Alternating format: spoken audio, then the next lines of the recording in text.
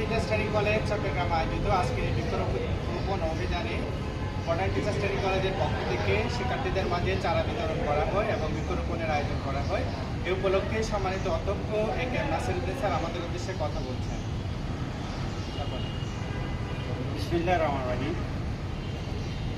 Modern teachers training college কর্তৃক আয়োজিত বৃক্ষরোপণ সপ্তাহে আজকের আয়োজনে আমার শ্রদ্ধেয় শিক্ষকবৃন্দ এবং প্রশাসনার্থীবৃন্দ, আসসালামু আলাইকুম। আমরা প্রতি বছরে বৃক্ষরোপণ যে কর্মসূচি পালন করে আসছি। বৃক্ষের প্রয়োজনীয়তা কি আমরা সবাই জানি। জাতীয় বিশ্ববিদ্যালয়ের পক্ষ থেকে এবার যে আমাদের বৃক্ষরোপণের কথা বলা হয়েছে, 1 স্টুডেন্ট 1 ট্রি, এই কর্মসূচিটা আসলে অত্যন্ত প্রয়োজনীয়। 40 লক্ষ জাতীয় বিশ্ববিদ্যালয়ের ছাত্র, 40 লক্ষের মধ্যে প্রত্যেকে যদি একটা গাছ লাগায়, তাহলে বাংলাদেশে এই বছর অন্তত 40 লক্ষ বৃক্ষরোপণ হবে, 40 লক্ষ ছাত্রছাত্রী প্রশিক্ষণার্থীর মাধ্যমে।